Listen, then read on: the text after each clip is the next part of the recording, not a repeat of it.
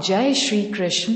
श्रीमद् भगवद गीता के इस प्रथम अध्याय से क्रमशः श्लोकों का श्रवण करें एवं निरंतर आनंद के लिए चैनल को सब्सक्राइब अवश्य करें।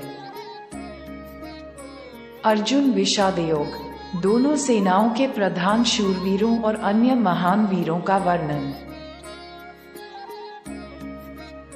धृतराष्ट्र उवाच धर्मक्षेत्रे कुरुक्षेत्रे संवेतायुयुत्सवः मामकाः पांडवाश्चैव किं कुर्वत संजय।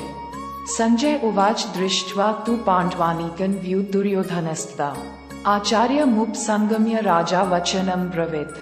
धृतराष्ट्र बोले, हे संजय, धर्मभूमि कुरुक्षेत्र में एकत्रित युद्ध की इच्छा वाले मेरे और पांडु के पुत्रों ने क्या किया।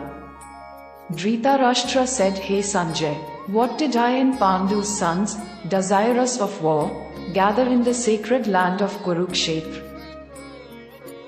संजय बोले, उस समय राजा दुर्योधन ने व्यूहरचनायुक्त पांडवों की सेना को देखा और द्रोणाचार्य के पास जाकर यह वचन कहा। Sanjay said, at that time, King Duryodhana saw the well-arranged army of Pandavas and went to Dronacharya and said these words.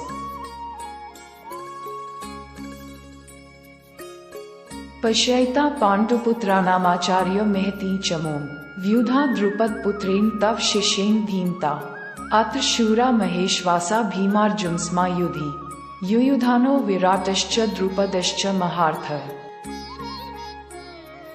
दृष्टकेतुश्चेकितानः काशीराजश्च वीर्यवान् पुरुजित्कुतिभोजश्च शैब्यश्च नरपूर्वः युधाम्युश्च विक्रांत उत्तमौजाश्च वीर्यवान् सौभद्रो द्रौपदेयाश्च सर्व एव महार्था। हे आचार्य, आपके बुद्धिमान शिष्य द्रुपद पुत्र धृष्टद्युम्न द्वारा व्यूहाकार खड़ी की हुई पांडु पुत्रों की इस बड़ी भारी सेना को देखिए। हे आचार्य, behold this huge army of the sons of Pandu, arrayed in array by your wise disciple Drupadadhyumna, the son of Drupada।